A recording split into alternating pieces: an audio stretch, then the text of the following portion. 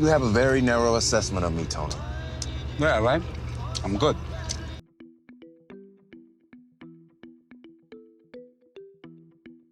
Number 10, Ordinary People. So long as they're well-written and well-acted, family dramas rarely miss the mark, and Ordinary People, as it stands, is similarly solid. But compared to the best films of any year, it does seem rather, well, ordinary. Don't admire people too much. They'll disappoint you sometimes. There were certainly more interesting and unique nominees that year, like The Elephant Man. But for our money, we would have given it to Raging Bull, which is one of the best of the decade. Stay here! You won! Let him go first! Stay here! Tell him! It's possible that the Academy voters were hesitant to pick another boxing drama so soon after 1976's Rocky, but the safe pick isn't always the right pick. If Ordinary People was a person, it would probably need some therapy after this decision. I'll level with you. I'm not a great believer in psychiatry.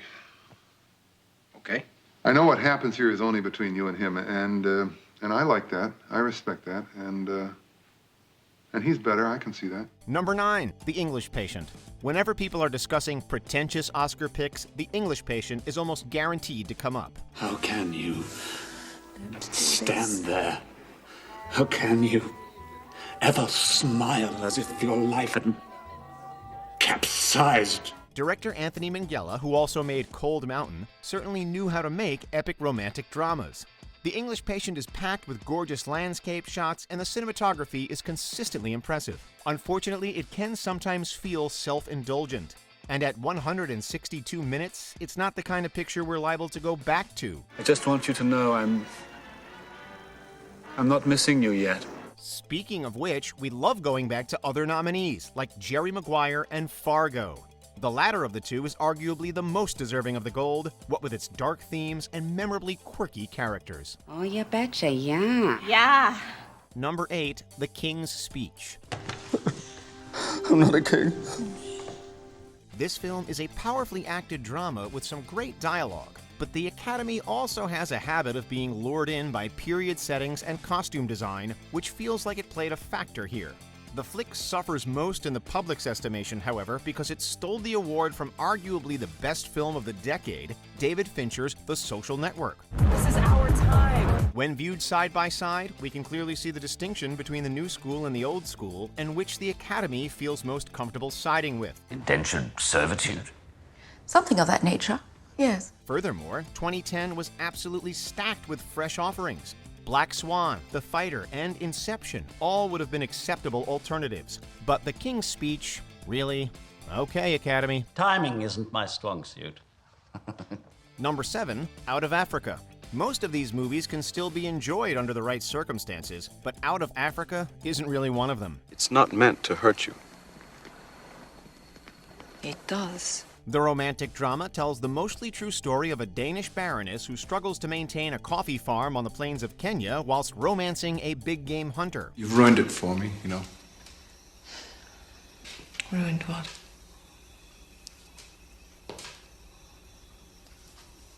Being alone. Though again, the cinematography is something to marvel at, the sleepy tone and languid pacing make it easily one of the most tedious watches on the list. It also misses the opportunity to comment on the themes of colonialism inherent to the plot. And while there's no outright favorite amongst its competition, in retrospect, The Color Purple feels much more deserving of the Academy's love. I think it pisses God off if you walk by the color purple in a field and don't notice it. Number 6, Driving Miss Daisy. What are you doing? I'm trying to drive you to the stove. This is one instance where we'd have rather seen the award go to literally any other nominee. Born on the 4th of July, Dead Poets Society, Field of Dreams, My Left Foot are all far and away better choices. Well, Christy, that's the nearest he'll ever come to saying he loves you. Hell, even Academy members thought they got it wrong upon being polled in 2015. Driving Miss Daisy is not a terrible movie, nor is it the worst Best Picture winner out there. But we're not chomping at the bit to give it any kind of hardware either. She can say anything she likes, but she can't fire you. You understand? Yes, yes, I sure do. The performances of Morgan Freeman and Jessica Tandy are strong enough to keep the film ticking, but it never really overcomes stereotypes or goes the distance in terms of exploring race. I'm gone, Miss Daisy. All right, Idella. See you tomorrow. I'm going too, Miss Daisy. Good. Number 5, Green Book. Speaking of driving Miss Daisy, many regarded Green Book as being the reverse of that picture. It too depicts an interracial friendship being formed between a chauffeur and their employer, only this time with the roles switched. You have a very narrow assessment of me, Tony. Yeah, right. I'm good. Once again, many felt that the writing wasn't as thematically nuanced as it needed to be, with the actors doing the bulk of the heavy lifting. So if I'm not black enough, and if I'm not white enough, and if I'm not man enough, then tell me, Tony, what am I? Best Picture was up for grabs come Oscar night, as many figured the Academy would overlook the arguably most deserving film, Roma, due to it being a Netflix release. We still didn't really hold out for the audience favorite A Star is Born to win, but this choice pleased pretty much no one. I don't know. Personally, I think if he stuck to the classic stuff, it would have been a big mistake. Number 4, American Beauty. This was one that was actually held in high regard for quite some time. People lauded the interconnected story of suburban households from screenwriter Alan Ball as being subtly profound. And then society woke up, if you will. Honey, are you trying to look unattractive? Yes. Congratulations, you've succeeded admirably. Namely, it's the characterizations in the film that are the most troubling. The dad in a midlife crisis fawning over his daughter's friend did not age super well. Then you've got a closeted former colonel inflicting violence due to his repression. Also, sorry Wes Bentley, but a plastic bag floating in the wind isn't the most beautiful thing we've ever seen. It really isn't. Sometimes there's so much beauty in the world. I feel like I can't take it. If the Academy wanted a tearjerker, The Green Mile was right there. Don't put that thing up on my face. Don't put me in the dark. I was afraid of the dark. Number 3, How Green Was My Valley. This movie likely wouldn't even be remembered today if it weren't for the film it beat out. Memory. Strange that the mind will forget so much of what only this moment is past, and yet hold clear and bright the memory of what happened years ago, of men and women long since dead. Forget The Green Mile, forget Roma. This drama beat out Citizen freaking Kane, the movie that's literally used to describe the best of certain things. Citizen Kane is the Citizen Kane of movies, for gosh sakes. I don't think any word can explain a man's life. Whether you actually believe that or not, there's no denying history will view this as the Citizen Kane of Best Picture upsets. We are not questioning your authority, sir.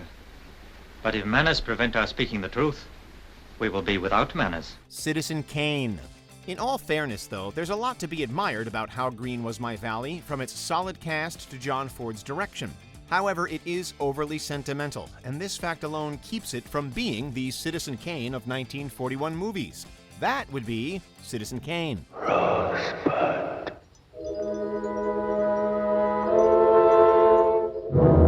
Number 2, Shakespeare in Love. At the end of the day, Shakespeare in Love probably doesn't deserve all the hate that it gets. At worst, it's a pretty good movie that got way too much praise from Hollywood's highest governing body. Tell me how you love her, Will. Like a sickness and its cure together. Yes. Like rain and sun. Like cold and heat. In addition to snagging Best Picture from Saving Private Ryan, the obvious choice, the film also took home acting Oscars for Gwyneth Paltrow and Judi Dench, the latter of whom only had a measly 8 minutes of screen time. Too late, too late. It was strange choices like these on the Academy's part, and don't get us wrong, we love us some Dame Judi Dench, that made people scratch their heads about this romantic period comedy drama. The Academy was in love with Shakespeare in Love, but the rest of us wanted to keep it platonic. I'm done with theater. The playhouse is for dreamers. Look what the dream brought us. Before we unveil our top pick, here are a few honorable mentions. The Greatest Show on Earth. It wasn't even the greatest show of the year. You are a sourpuss, aren't you? Yeah. You want to bite somebody? Yeah. Well, pick your spot. The Artist. The Academy picked a silent movie about old-timey Hollywood. Surprise, surprise.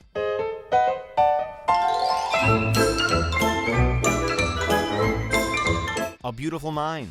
This choice is indicative of there being no clear favorite that year. Adequate work without innovation. Oh, I'm flattered. You flattered? Flattered.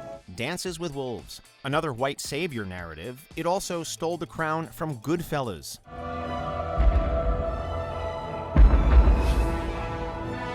I almost had him. Number 1, Crash.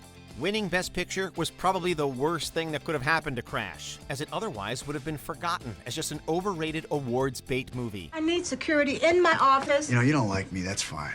I'm a prick. Yet, in one of the most controversial outcomes in Oscar history, it beat out the much more deserving Brokeback Mountain, proving that the Academy wasn't quite ready to embrace a gay love story. If you can't fix it, Jack, you got a standard.